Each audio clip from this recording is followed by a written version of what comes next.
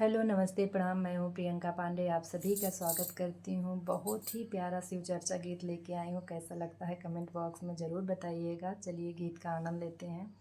भोले बाबा का डमरुआ कमाल कैले बा। भोले बाबा का डमरुआ कमाल कैले बा। भोले बाबा का डमरुआ कमाल कैले बा। कमाल कैले बा हो कमाल कैले बा। कमाल कैले बा हो धमाल कैले बा। भोले बाबा का डमरुआ कमाल कैले बा।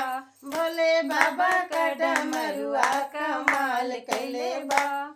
जब भोले बाबा के सजला बरतिया, जब भोले बाबा के सजला बरतिया, उनकर नगवा नगिनिया बारात सजेबा।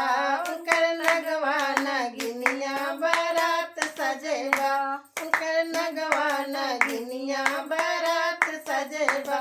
भोले बाबा का डमरुआ कमाल कैले बा। भोले बाबा का डमरुआ कमाल कैले बा।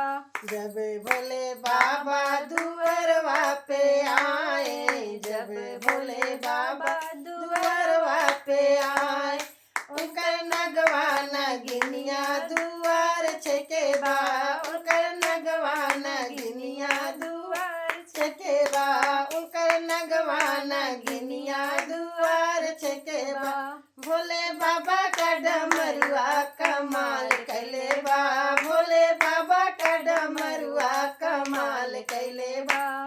कमाल कैले बा हो कमाल कैले बा।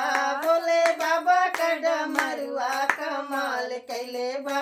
जब भोले बाबा आंगनवा में आए, जब भोले बाबा आंगनवा में आए, उनकर नगवा नगिनिया मजाक कैले बा।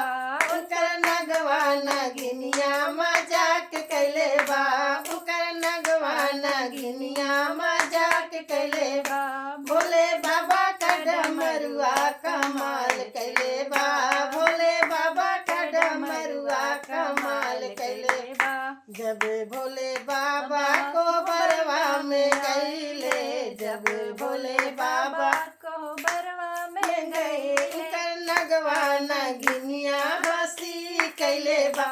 उनकर नगवा नगिनिया हंसी कैले बा। भोले बाबा का डमरुआ कमाल कैले बा।